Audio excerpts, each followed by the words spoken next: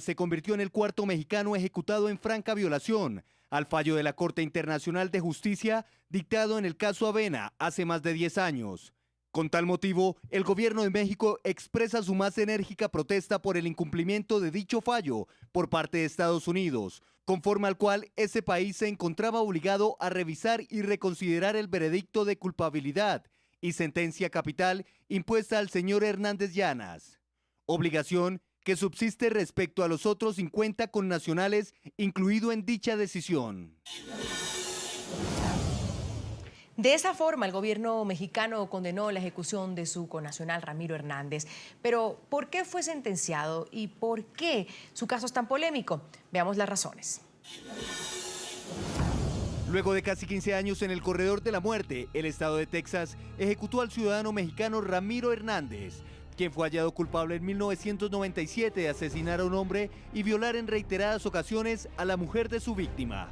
Aunque la defensa de Ramírez apeló sin éxito a su discapacidad intelectual, durante su proceso judicial se descartó ese aspecto.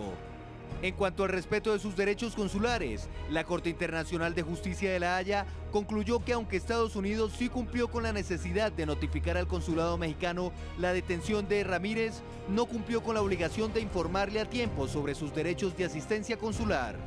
Por eso es que el nombre de Ramiro Hernández Llanas aparece en el llamado Fallo Avena, como se conoce la decisión de la CIJ que ordenó en 2004 a Estados Unidos la revisión de 51 casos de mexicanos condenados a muerte, a quienes se violó el derecho a la notificación consular. El último de los argumentos de la defensa de Llanas para paralizar la ejecución tiene que ver con el cambio en Texas del suministrador del fármaco, debido a que la droga usada en la inyección letal no garantiza el derecho constitucional al ser ejecutado con el mínimo dolor posible. Sin embargo, su nombre ahora hace parte de la lista de las 503 ejecuciones que se han realizado en Texas desde el inicio de esta práctica. Algunos informes señalan que de las 274, más de la mitad de los condenados a la pena capital en Texas se han realizado bajo la administración de Rick Perry. Actualmente hay 274 personas condenadas a muerte en el estado. De ellos, 70 son latinos, de los que todavía hay algunos cobijados por el caso Avena. Desde 1982 hasta ahora se han ejecutado 90 latinos en Texas y la cifra no parece detenerse. Para debatir ese tema nos acompaña Robert Valencia, analista del World Policy Institute, colaborador de Global Voices America, periodista que está con nosotros desde Nueva York. Y también nos acompaña desde Tamaulipas, México, Daniel Rosas, periodista y enviado especial del diario El Mañana, Estados Unidos, justamente para cubrir la ejecución del mexicano Ramiro Hernández. Señor Rosas, gracias por acompañarnos, bienvenido. ¿Qué opina usted que exista una lista de la Corte Internacional de Justicia donde ordena que el caso de Hernández tenía que haber sido revisado, pero igual la ejecución se dio? Bienvenido. Bueno, gracias. Yo creo que la política del gobierno de Texas es muy dura y en este sentido el gobernador Rick Perry se ha mantenido muy firme en mantener las ejecuciones. Dice que el acuerdo de Avena no implica una responsabilidad para el gobierno de Texas y que por lo tanto pues ellos pueden mantener esta independencia a pesar de que existen pues fuertes presiones tanto del gobierno federal como de las organizaciones pro derechos humanos en Estados Unidos y que incluso se manifestaron minutos antes de la ejecución del mexicano Ramiro Hernández, ayer que ocurrió en la ciudad de Huntsville. ¿Cómo fue ese momento, señor Rosas? El momento de la ejecución. Sí, cómo no. Ok. Se hizo una separación del área de la prisión, no había acceso más que a unos metros de la entrada, fue muy organizado por las autoridades, no había acceso incluso más que para la prensa en el área de enfrente de la prisión de Huntsville y hasta se le prohibió a las autoridades, por ejemplo, consulares, estar en esa área de enfrente, tuvieron que irse hasta la esquina, hasta la esquina fuera del área de este perímetro de seguridad que se instaló y ahí fue donde hubo también un grupo de manifestantes que estuvieron protestando por la ejecución. Un grupo muy selecto de testigos fueron los que presenciaron la ejecución y que correspondían tanto a los testigos de la persona de la víctima como a los testigos del acusado. En este caso, Ramiro estuvo con su hermano, estuvo con su hermana y con unos amigos que pidió que asistieran a su ejecución. En el cuarto donde él falleció, según nos reportan los compañeros, estuvo siempre una persona de la iglesia que le estuvo dando apoyo, y él dijo estar muy contento en ese momento porque él ya se iba con Dios. Eso fue lo que dijo. Pidió perdón a la familia, pidió perdón por lo que él hizo, así fue como lo dijo, pero dijo que él estaba en paz, que él ya estaba contento y que pedía a su familia que no se sintieran tristes porque él se iba en ese momento con Dios. Eso fue lo que él dijo, e insistió mucho en el tema de que él ya se sentía tranquilo y que solo Dios y él sabían lo que había ocurrido. Mandó un mensaje hacia los niños donde dijo que los niños obedecieran a sus padres y que no cometieran los errores que él cometió, que vivieran la vida porque la vida solamente se tiene una, y que ella se iba porque se iba en paz. Ahora, señor Valencia, bienvenido, gracias, nos acompaña desde Nueva York. Usted escuchaba cómo fue el momento de la ejecución del señor Hernández y también lo que nos decía el periodista, el señor Daniel Rosas, de lo fuerte que ha sido Texas y su gobernador Rick Perry en cuanto a este tema. Ojo, que el señor Hernández es uno de los 9 mexicanos en Texas que fueron parte de este caso Avena, donde se agruparon 51 personas apoyadas por el gobierno de México que no recibieron una asistencia consular antes de ser condenadas. Y de ahí se basa el argumento de la Corte Internacional de Justicia de que se ha violado el debido proceso para que se detengan estas ejecuciones. Sin embargo, como lo decíamos, el Estado prosigue con las ejecuciones y la pregunta es: ¿cómo está quedando Estados Unidos ante una comunidad internacional cuando Estados Unidos promulga el respeto internacional, promulga el respeto a las leyes y se están pasando por la faja, como se dice coloquialmente, una orden de la Corte Internacional de Justicia? Primero que todo, muy buenas noches a toda la teleaudiencia de Estados Unidos, Latinoamérica y el Caribe. Lamentable, yo creo que es muy desgarrador el testimonio del invitado anterior al escuchar las palabras de la persona que fue ejecutada en la noche de ayer. Eh, yo creo que Estados Unidos de cualquier forma no ha tenido un muy buen récord en cuanto a asuntos carcelarios se refiere. Recordemos que Estados Unidos es uno de los principales países que encarcela, o uno de los países con una gran población carcelaria a nivel mundial. Y es uno de los países, de los pocos países que todavía practica la pena de muerte. Y está muy acompañado de países que no son ceremonialmente apetecibles ante la comunidad internacional. En cuanto a derechos humanos, estamos hablando que Corea del Norte, Irán, China y Estados Unidos son los principales países que practican la pena de muerte en contra de su población carcelaria. Y hay que también notar, si miramos el asunto más allá de todo, es de la forma en la que las minorías han sido tratadas en Estados Unidos. Estados Unidos tiene una gran población carcelaria de comunidades de color. Estamos hablando afroamericanos e hispanos. Y estas personas, estos grupos están siendo enormemente representados en la comunidad, en la población carcelaria. Indudablemente esto da mucho de qué hablar en cuanto al tratamiento que le da Estados Unidos a sus carcelarios y el gran aparato monetario y lucrativo en realidad que las cárceles dejan en Estados Unidos es algo impresionante. Y es lamentable, creo que todo ciudadano, independientemente de su récord criminal, pues merece un debido proceso, y es lamentable lo que estamos viendo en Estados Unidos en la actualidad. Ahora, señor Rosas, esto nos lleva a preguntarnos, la justicia también es implementada por seres humanos que se pueden equivocar. ¿Por qué Texas está tan reacio a cumplir una orden internacional? Yo creo que es una política particularmente del gobierno de Rick Perry, en especial, porque Rick Perry ha sido el que tenía en sus manos la suspensión de la ejecución como se le ha solicitado tanto el gobierno federal, tanto organismos internacionales, y sin embargo el gobernador Perry ha sido muy inflexible en este tema. El gobernador Perry es un republicano que ha manifestado siempre pues mucha dureza en el tema de las ejecuciones, y no se ha dado, no se ha echado atrás a pesar de las presiones muy fuertes que ha habido sobre el tema de la pena de muerte. Ahora, el caso que ocurrió ayer es significativo sobre todo por el hecho de que el señor Ramiro estaba bajo una solicitud del caso Avena para que se revisara, pero no fue tanta la presencia mediática ni la presencia de personas que protestaran. Ha habido casos, por ejemplo, donde se han ejecutado a mujeres y donde ha habido efectivamente un movimiento muy fuerte en contra de la ejecución, y bueno, pues están todavía por ser ejecutados más personas en este año. Al menos 5 personas van a ser ejecutadas en este año, en 2014.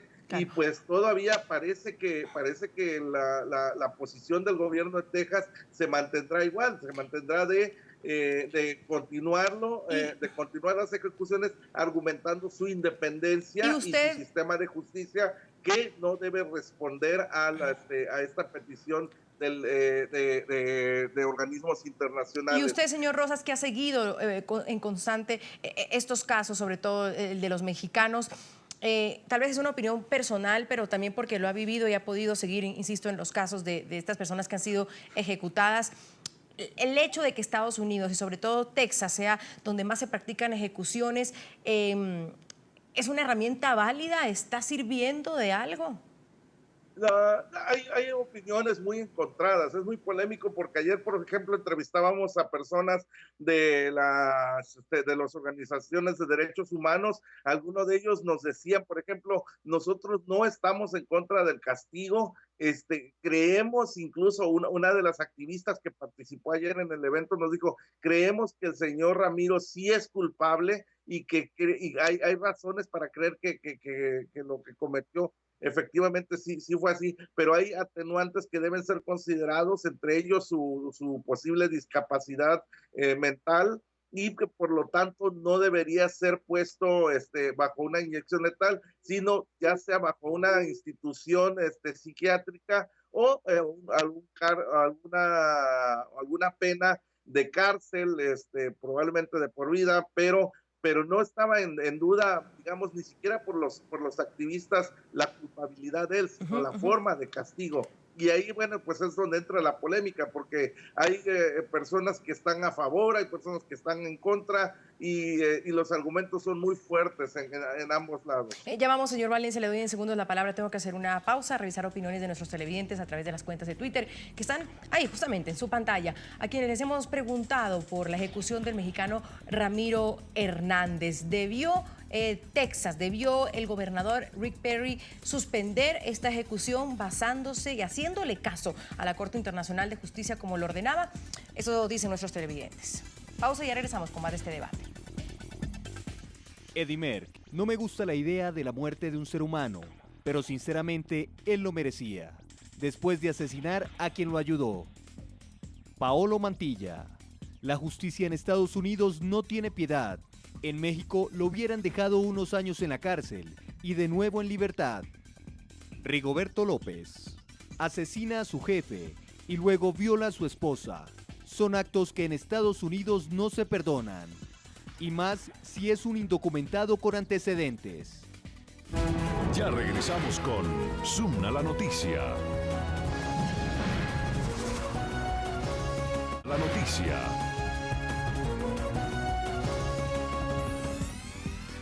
Continuamos aquí en Zoom a la noticia. Hace unas horas entrevistamos a Jorge Hernández, hermano de Ramiro Hernández, con quien hablamos de los últimos instantes de su vida y de su familiar antes de la ejecución. Esto fue lo que nos dijo. Señor Hernández, gracias por acompañarnos. ¿Cuáles fueron los últimos deseos de su hermano? ¿Usted pudo hablar con él? ¿Cuál fue el mensaje que él le dejó?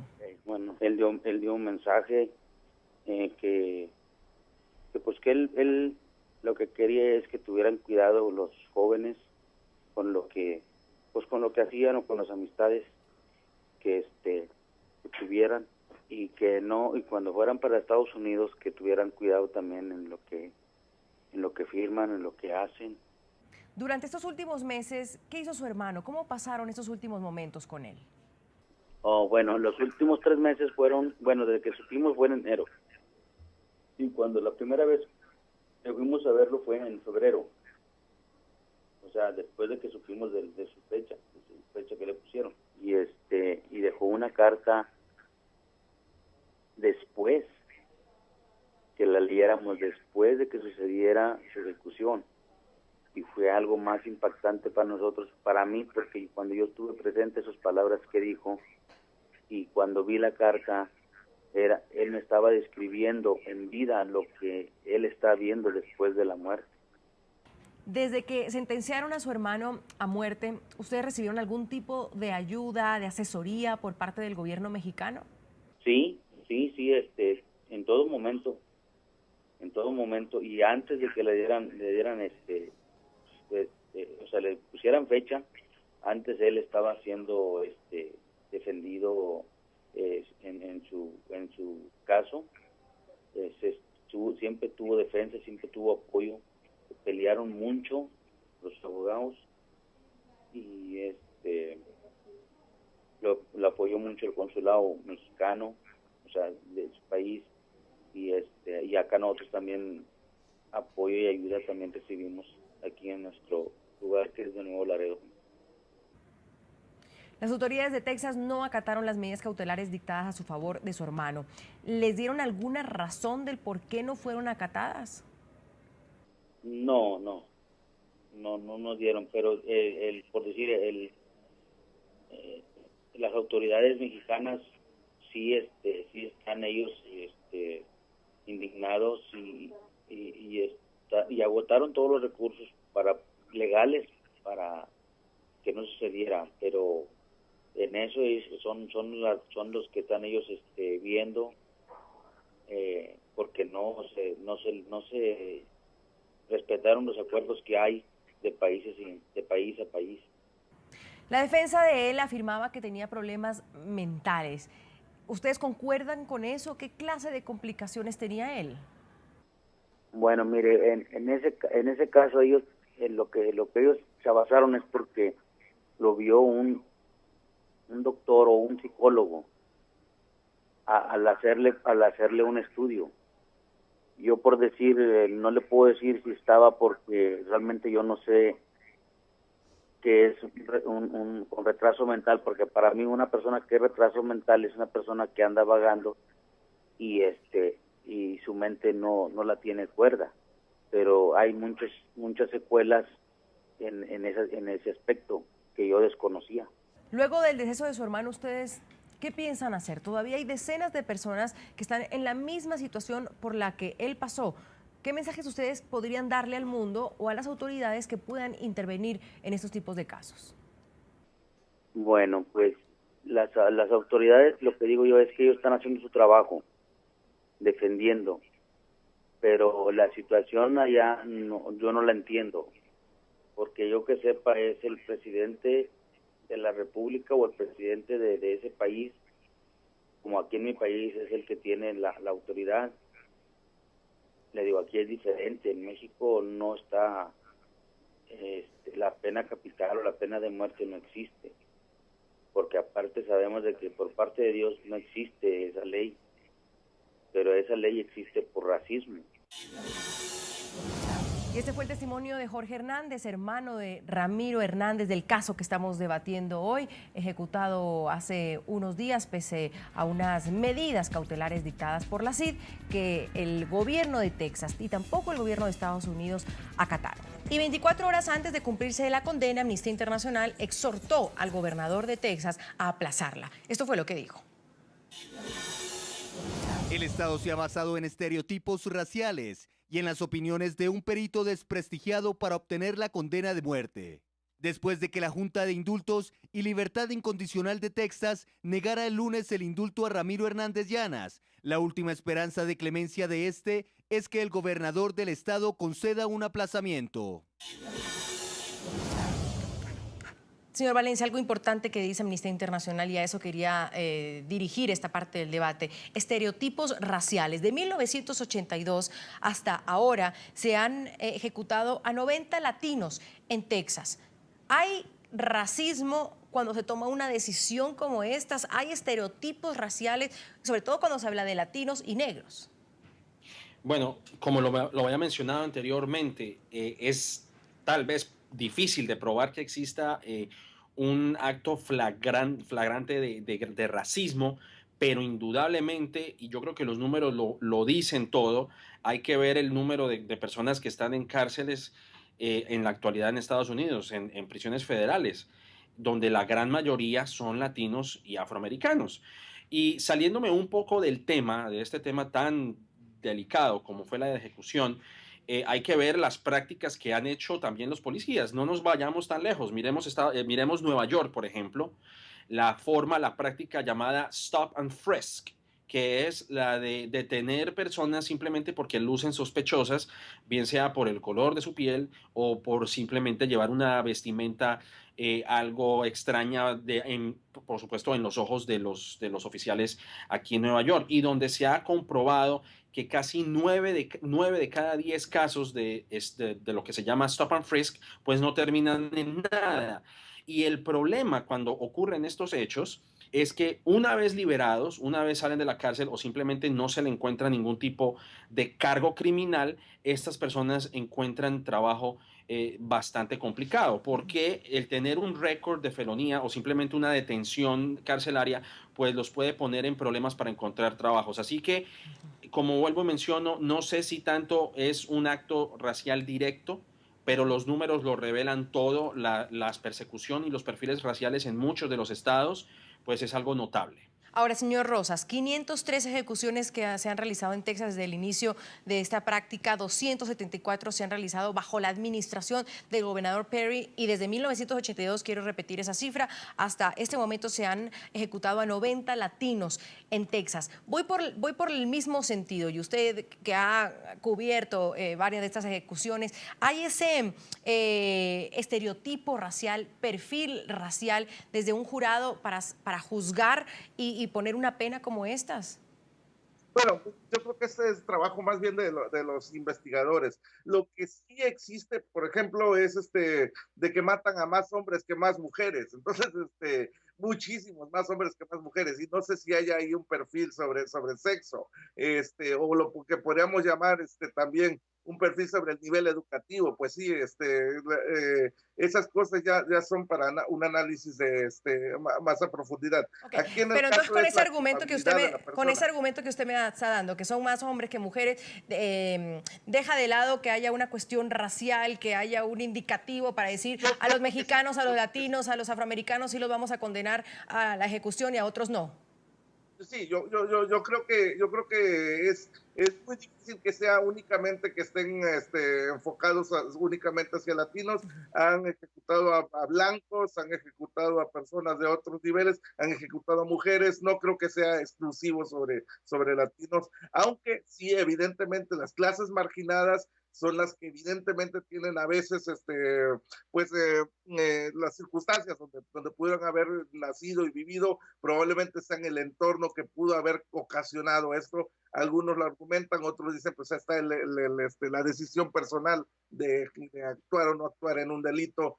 Ya es algo polémico. Voy a agradecer a Daniel Rosas, él es periodista desde Tamaulipas, México, ha seguido muy de cerca las ejecuciones de los mexicanos en ese estado, y también Robert Valencia, analista del World Policy Institute de Nueva York, nos acompañaba.